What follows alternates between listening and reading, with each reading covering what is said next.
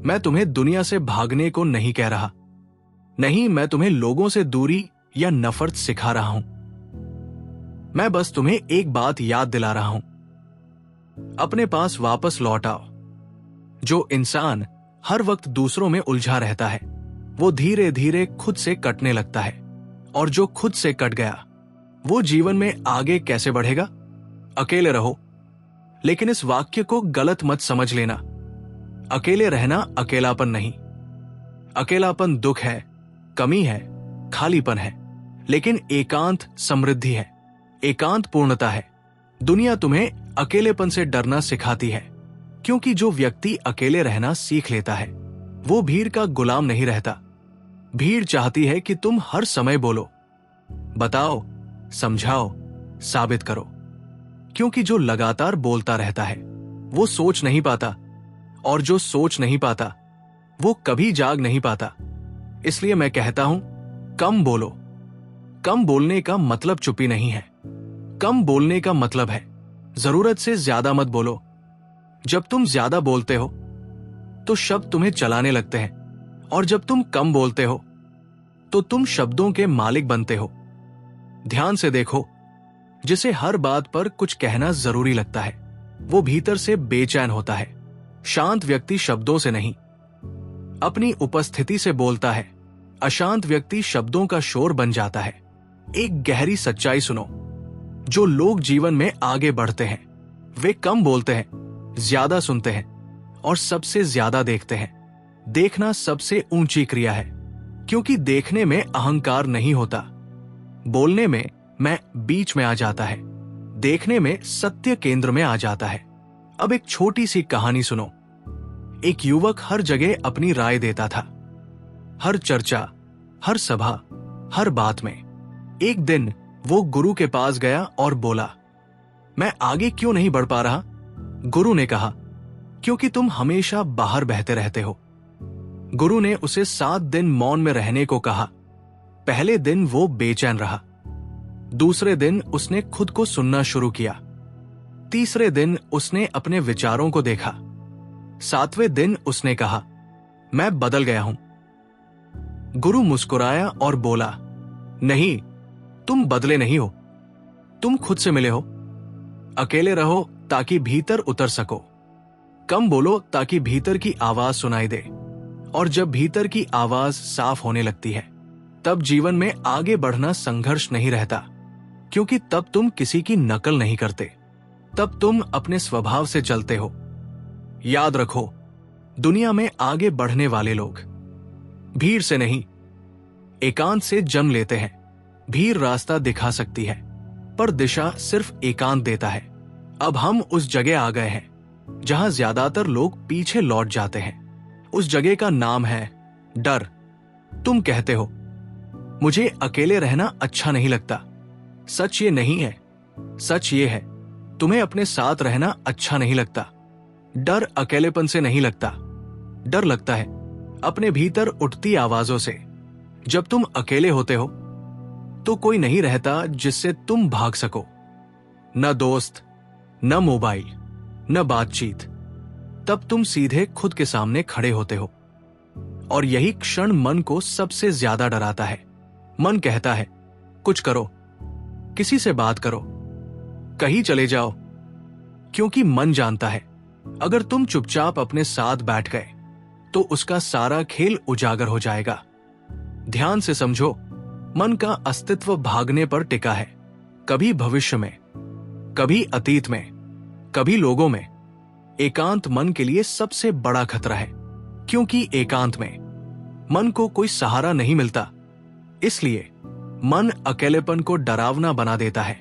वो कहता है, तुम उदास हो जाओगे, तुम टूट जाओगे, तुम पीछे रह जाओगे। ये सब झूठ है। मैंने हजारों लोगों को देखा है जो अकेले नहीं रह पाते। वे भीतर से खोखले होते हैं, और जो अकेले रहना सीख लेते हैं, उनके भीतर एक अद्भुत शक्ति जागने लगती है। अब आखिरी कहानी। एक बच्चा पहली बार अकेले कमरे में सोया। वो डर गया, रोने लगा।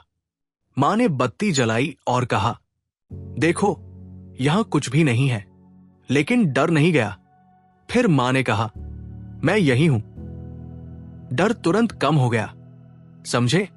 डर अंधेरे से नहीं था, डर अकेलेपन से नहीं था, डर था साथ न होने का। आज बड़े होकर भी तुम वही कर रहे हो। तुम चाहते हो कोई हो, कुछ हो, कोई आवाज हो, लेकिन जब तक तुम खुद अपने लिए साथ नहीं बनते, डर बना रहेगा। अकेले रहना सिखाया नहीं जाता, अकेले रहना स्वीकार किया जाता है। शुरू में बेचैनी होगी, मन भागेगा, शरीर हिलेगा, लेकिन अगर तुम भागे नहीं तो एक दिन चमत्कार घटेगा। अकेलापन पिघल जाएगा और उसकी जगह एकांत उतर आएगा। और एकांत सबसे बड़ा गुरु है। एकांत में तुम देखोगे तुम्हारे विचार तुम नहीं हो। एकांत में तुम ये साफ देख पाओगे कि तुम्हारी भावनाएं आती है, जाती है, वे तुम नहीं हो। और उसी एकांत में तुम पहली बार अपने केंद्र को महसूस करोगे। याद रखना, डर का अर्थ ये नहीं कि कुछ गलत हो रहा है। डर का अर्थ है तुम सीमा पर खड़े हो। सीमा पर दो ही रास्ते होते हैं, या तो तुम पीछे लौट जाओ या फिर तुम छोड़ दो। जो लौट जाते हैं वे फिर भीड़ में घुल जाते हैं या वही रुक जाते हैं, और जो छोड़ देते हैं वे स्वयं बन जाते हैं। अब ध्यान से सुनो। अब हम शब्दों की भीड़ से बाहर निकल रहे हैं, क्योंकि जीवन में जो आगे बढ़ता है वो शब्दों से नहीं, मौन से चलता है। लोग मानते हैं जो ज्यादा बोलता है वही ज्यादा जानता है। ये एक भ्रम है। अक्सर जो ज्यादा बोलता है वो ज्यादा असुरक्षित होता है। बोलना मन की बेचैनी का सबसे आसान रास्ता है। जब भीतर अशांति होती है तो शब्द बाहर बहने लगते हैं। शांत व्यक्ति बोलने से पहले ठहरता है, अशांत व्यक्ति बोलकर ठहरना चाहता है। अब समझो लोग इतना बोलते क्यों हैं? वे बोलते हैं क्योंकि वे सुने जाना चाहते हैं। वे बोलते हैं क्योंकि वे खुद को साबित करना चाहते हैं। वे बोलते हैं क्योंकि वे अकेले पड़ने से डरते हैं। लेकिन याद रखना, जो खुद को जान लेता है उसे साबित करने की जरूरत नहीं रहती। अब एक गहरी सच्चाई सुन लो। शब्द ऊर्जा खाते हैं। हर बार जब तुम बिना जरूरत बोलते हो तो तुम्हारी ऊर्जा बाहर बह जाती है। इसलिए दिन के अंत में बहुत से लोग थके हुए नहीं होते, वे खाली होते हैं। वे कहते हैं मैंने कुछ किया नहीं, फिर भी थक गया। असल में उन्होंने किया नहीं, उन्होंने बोला है। एक दृष्टांत सुनो। एक आदमी पूरा दिन शिकायत करता रहता था। शाम को वो बोला मैं बहुत थक गया हूं। गुरु ने कहा तुमने काम नहीं किया, तुमने शब्दों से खुद को निचोड़ लिया। अब समझो मौन का अर्थ क्या है। मौन का अर्थ बोलना बंद करना नहीं है। मौन का अर्थ है अनावश्यक बोलना छूट जाना। मौन ये नहीं कहता कि तुम कभी न बोलो। मौन कहता है जब बोलो तो पूरा बोलो। कम शब्द, सटीक शब्द, अनुभव से निकले शब्द। ऐसे शब्द शोर नहीं बनते, वे संकेत बनते हैं। इसीलिए बुद्ध, महावीर, लाओ त्से कम बोले। उनके शब्द कम थे लेकिन भारी थे। वे शब्द नहीं थे, वे अनुभव थे। अब समझो कम बोलने से क्या घटता है। पहला, तुम ज्यादा सुनने लगते हो, और सुनना सबसे बड़ी बुद्धिमत्ता है। जो सुन सकता है वही सीख सकता है। दूसरा, तुम अपने विचारों को साफ देख पाते हो। जब तुम नहीं बोलते तो मन खुलकर सामने आता है, और जो मन को देख लेता है वो मन से बंधा नहीं रहता। तीसरा, तुम्हारी उपस्थिति गहरी हो जाती है। लोग महसूस करते हैं ये आदमी कुछ अलग है, क्योंकि वो शब्दों से नहीं, होने से बोल रहा है। लेकिन अब एक बहुत जरूरी चेतावनी, कम बोलना दमन नहीं होना चाहिए। अगर तुम भीतर गुस्सा दबा रहे हो और बाहर से चुप हो तो ये मौन नहीं है, ये जमा हुआ जहर है। मौन तब होता है जब भीतर कुछ दबा नहीं होता, जब सब देखा जा चुका होता है। इसीलिए मैं कहता हूं पहले देखो फिर बोलो। देखना मौन को जन्म देता है। अब सुनो, मैं तुम्हें उस स्रोत की ओर ले जा रहा हूं जहां से जीवन की सारी ऊर्जा आती है। उस स्रोत का नाम है एकांत। लोग सोचते हैं ऊर्जा खाने से आती है, आराम से आती है, लोगों से मिलने से आती है। ये आधा सच है। असल ऊर्जा आती है अपने साथ होने से। जब तुम लगातार लोगों में रहते हो, लगातार बोलते हो, लगातार प्रतिक्रिया करते हो, तो ऊर्जा बाहर बहती रहती है। तुम ध्यान नहीं देते, लेकिन हर बातचीत थोड़ी थोड़ी ऊर्जा ले जाती है। इसीलिए लोग कहते हैं, मैं कुछ किए बिना थक गया। उन्होंने काम नहीं किया, उन्होंने खुद को लुटाया है। अब समझो एकांत क्या करता है।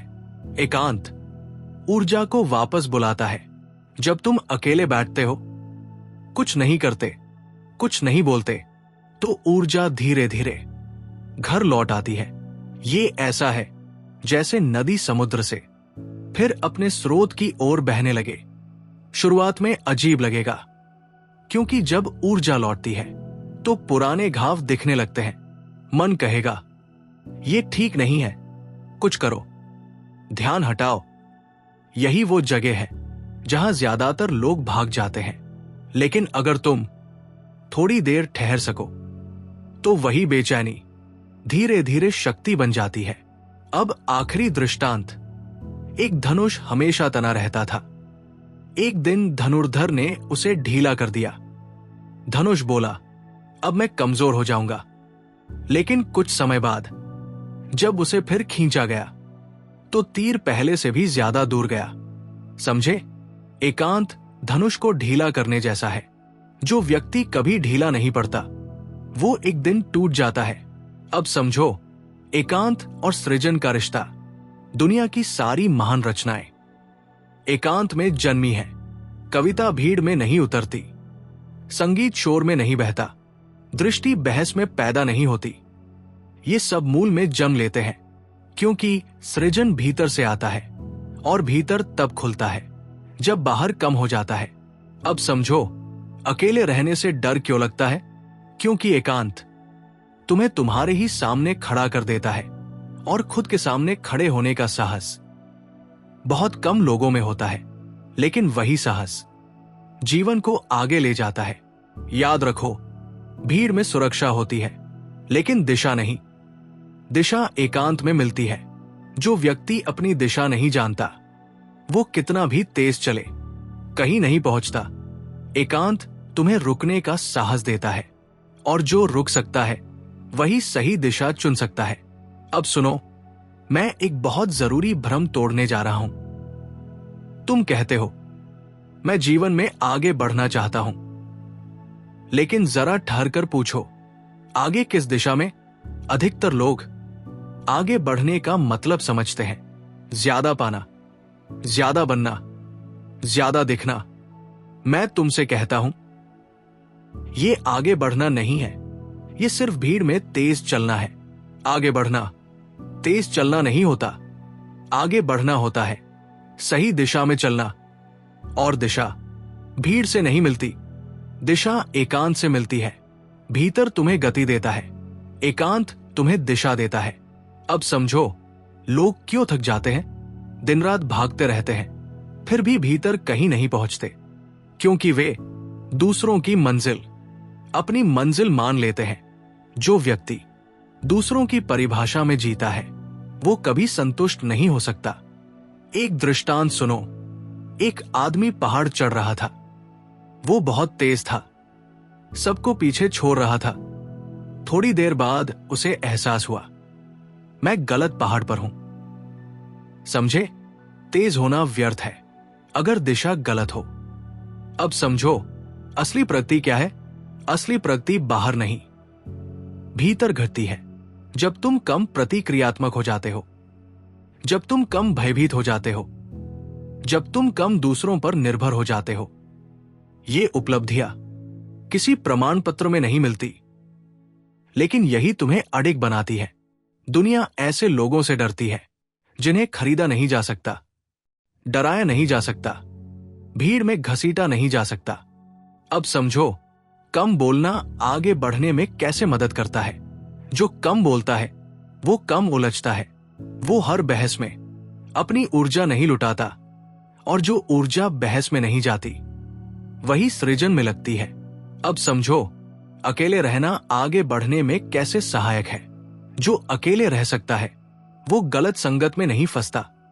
वो सिर्फ इसलिए कहीं नहीं रुकता कि उसे डर लगता है। अकेले रह सकने वाला व्यक्ति स्वतंत्र निर्णय ले सकता है और जीवन में आगे वही बढ़ता है जो अपने निर्णय खुद लेता है। अब एक गहरी बात सुनो, आगे बढ़ना ऊपर जाना नहीं है। आगे बढ़ना गहरा जाना है। ऊपर जाने वाले जल्दी गिरते हैं, गहरे जाने वाले स्थिर रहते हैं। जब तुम भीतर गहरे उतरते हो तो तुम्हारे कर्म अपने आप परिपक्व हो जाते हैं। तब सफलता तुम्हारे पीछे आती है। और जो व्यक्ति सफलता के पीछे भागता है वो अक्सर खुद को खो देता है। अब मैं तुम्हें एक असुविधाजनक सत्य बताने जा रहा हूं। दुनिया तुम्हें आगे बढ़ते हुए नहीं देखना चाहती। वो चाहती है कि तुम उसी जैसे रहो। भीड़ का एक ही नियम है, जो अलग दिखे उसे दबा दो। भीड़ अलग व्यक्ति से डरती है क्योंकि अलग व्यक्ति भीड़ के झूठ को उजागर कर देता है। भीड़ कहती है, ऐसे कपड़े पहनो, ऐसे सोचो, ऐसे बोलो, ऐसे जियो। और तुम सोचते हो अगर नहीं किया तो मैं पीछे रह जाऊंगा।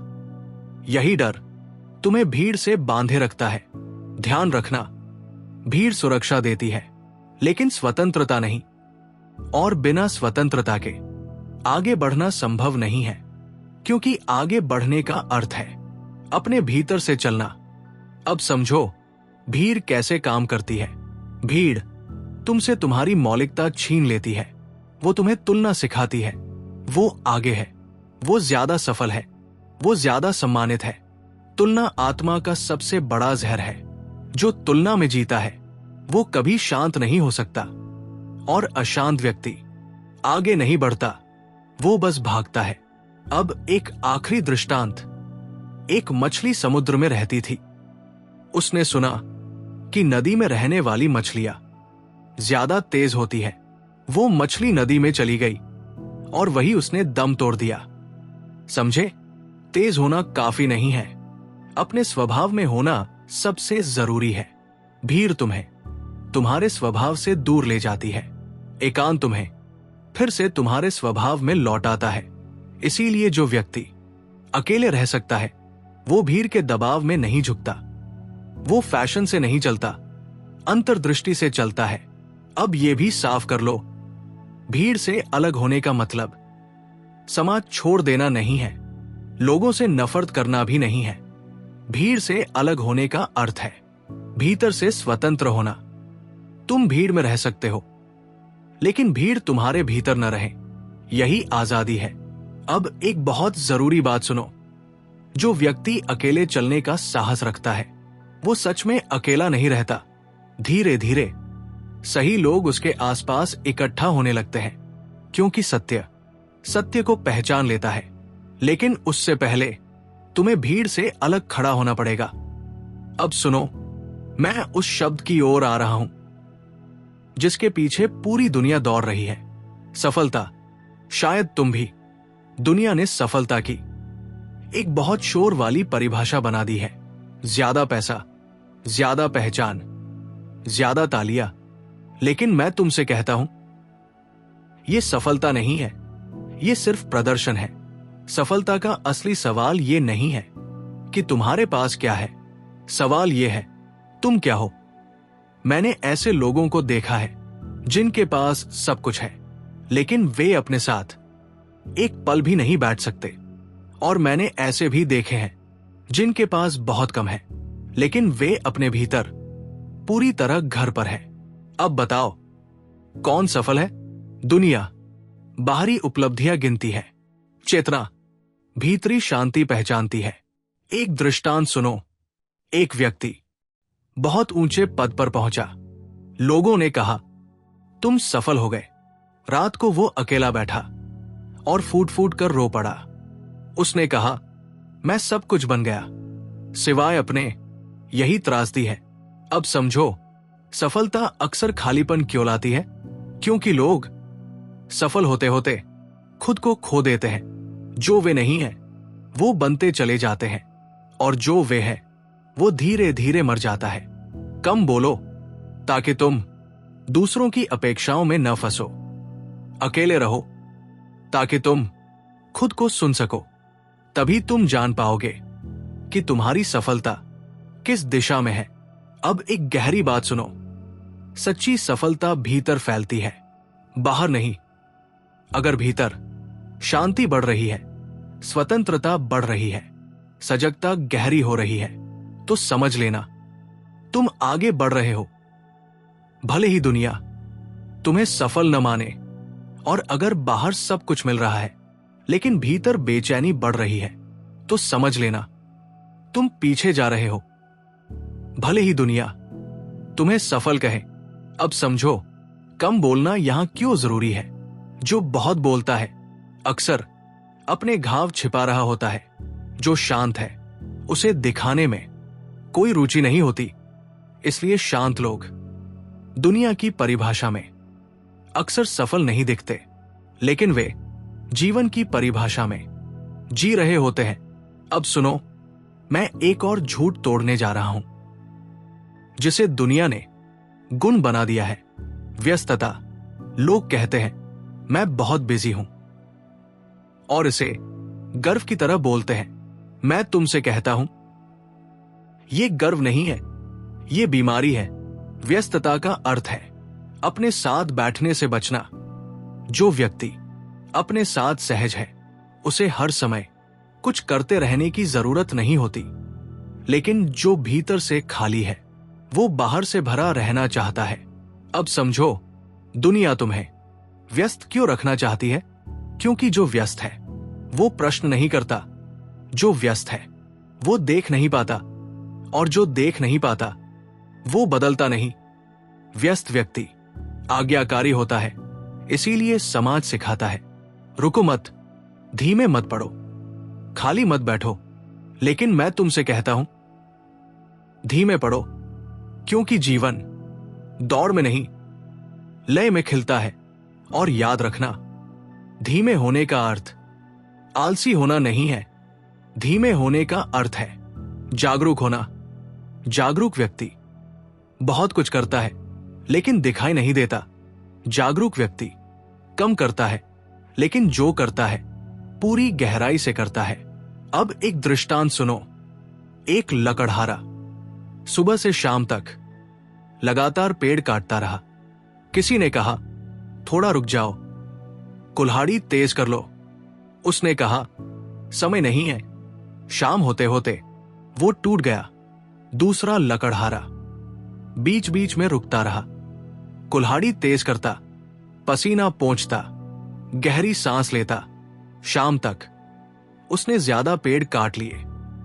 यही है धीमे होने का रहस्य। अब समझो, कम बोलना और धीमा होना कैसे जुड़े हैं। जब तुम कम बोलते हो तुम अपने आप धीमे हो जाते हो। जब तुम धीमे होते हो तुम सुनने लगते हो, और जो सुन सकता है वही समझ सकता है। व्यस्त व्यक्ति सिर्फ प्रतिक्रिया करता है, जागरूक व्यक्ति उत्तर देता है। अब एक गहरी सच्चाई सुनो। व्यस्तता अहंकार का सबसे सूक्ष्म जाल है। अहंकार कहता है देखो मैं कितना जरूरी हूं, लेकिन जो सच में जरूरी है वो शोर नहीं करता। बीज शोर नहीं करता, वृक्ष शोर नहीं करता, फल शोर नहीं करता। शोर हमेशा खालीपन से आता है। इसीलिए जो व्यक्ति जीवन में आगे बढ़ता है वो अपनी व्यस्तता घटाता है। वो समय बचाता नहीं, समय में उतरता है। अब सुनो, हम उस जगह पहुंच गए हैं जहां जीवन की दिशा वास्तव में तय होती है। उस जगह का नाम है निर्णय। लोग मुझसे पूछते हैं मैं सही निर्णय कैसे लूं? मैं उनसे कहता हूं पहले सही मौन में उतरो, क्योंकि निर्णय कभी भी भीड़ में नहीं होते। निर्णय हमेशा एकांत में जन्म लेते हैं। दिन भर मन में शोर रहता है, विचार, डर, इच्छाएं, तुलना। इन शोरों में जो निर्णय लिए जाते हैं वे तुम्हारे नहीं होते। वे माता पिता के होते हैं, समाज के होते हैं, डर के होते हैं, फिर तुम कहते हो मैं गलत मोड़ पर आ गया। गलत मोड़ नहीं होता, गलत सुना गया होता है। अब समझो मौन क्या करता है। मौन शोर को हटाता नहीं। मौन शोर के नीचे छिपे सत्य को प्रकट करता है। जैसे कीचड़ पानी के ऊपर तैरता है और पानी नीचे शांत रहता है। अगर तुम पानी को हिलाओगे, कीचड़ और फैलेगा। अगर तुम पानी को शांत रहने दो, कीचड़ खुद बैठ जाएगा। यही मौन है। एक दृष्टांत सुनो। एक व्यक्ति हर बात में दूसरों से सलाह लेता था। कोई कहता ये करो, कोई कहता वो करो। अंत में वो पूरी तरह भ्रमित हो गया। गुरु ने कहा 3 दिन कुछ मत करो। 3 दिन बाद वो बोला अब मुझे पता चल गया। किसी ने बताया नहीं, मौन ने बताया। अब समझो शांत व्यक्ति गलत निर्णय कम क्यों लेता है? क्योंकि वो जल्दी नहीं करता। जल्दी डर की भाषा है। शांत व्यक्ति रुक सकता है, और जो रुक सकता है वही सही क्षण पहचान सकता है। अब समझो कम बोलने और निर्णय का संबंध। जो ज्यादा बोलता है वो अक्सर खुद को समझा नहीं पाता। जो कम बोलता है वो खुद को सुन पाता है, और जो खुद को सुन पाता है वही सही दिशा पकड़ता है। अब एक और गहरी बात, सही निर्णय हमेशा शांत होते हैं। वे उत्तेजित नहीं होते, वे साबित नहीं करते, वे शोर नहीं मचाते। गलत निर्णय बहुत तर्क देते हैं, सही निर्णय बस होते हैं। उनमें एक सहज हां होती है, एक शांत स्वीकृति होती है। अगर निर्णय के बाद बेचैनी है, समझ लेना वो मन से आया है। अगर निर्णय के बाद शांति है, समझ लेना वो केंद्र से आया है। अब मैं कुछ नया नहीं कहूंगा। अब मैं सिर्फ सब कुछ एक जगह रख दूंगा, क्योंकि सत्य नई बातों से नहीं, समग्र दृष्टि से प्रकट होता है। अब तक तुमने 3 सूत्र समझे। अकेले रहो, कम बोलो, आगे बढ़ो, लेकिन इन्हें अलग अलग मत देखो। ये 3 नहीं है, ये एक ही प्रवाह है। अकेले रहना पहला कदम नहीं है, ये आधार है। जब तुम अकेले रह सकते हो तभी तुम स्वतंत्र हो। जो अकेले नहीं रह सकता वो भीड़ का गुलाम है, और गुलाम आगे नहीं बढ़ता, वो बस आदेश बदलता रहता है। अकेलापन मत समझ लेना। मैं अकेलेपन की नहीं, अपने साथ होने की क्षमता की बात कर रहा हूं। जिस दिन तुम अपने साथ सहज हो जाते हो, उसी दिन तुम दूसरों के साथ भी सहज हो जाते हो। Z। अब दूसरा सूत्र, कम बोलो। कम बोलना चुप्पी नहीं है, कम बोलना सजगता है। शब्द तब निकलते हैं जब भीतर कुछ हिल रहा होता है। मौन तब उतरता है जब भीतर सब स्पष्ट हो जाता है।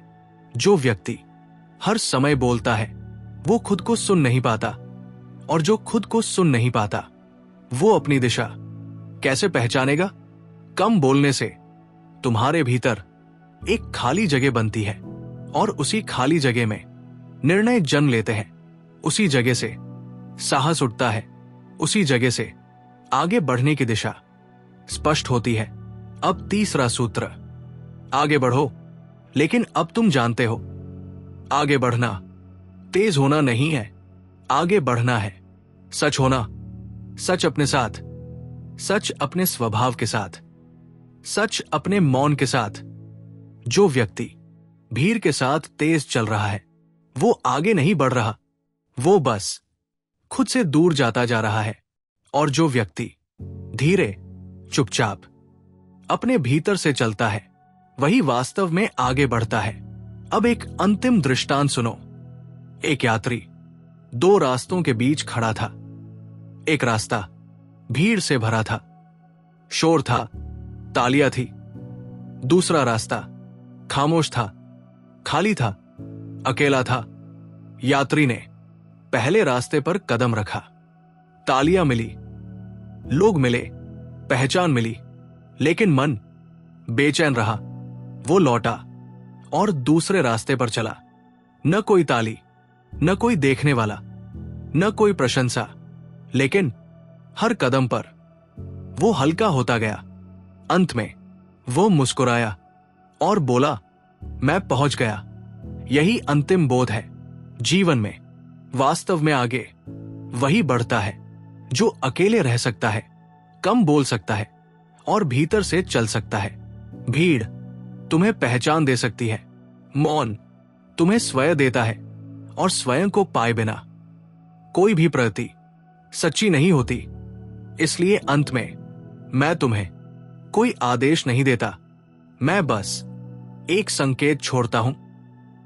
अगर अकेले बैठ सको तो बैठो, अगर बोलने की जरूरत ना हो तो चुप रहो, और जब चलो तो भीतर से चलो। यही जीवन का सबसे छोटा सूत्र है और सबसे गहरा भी। अब कोई अगला अध्याय नहीं, कोई आगे की कहानी नहीं। अब सिर्फ तुम और तुम्हारी चेतना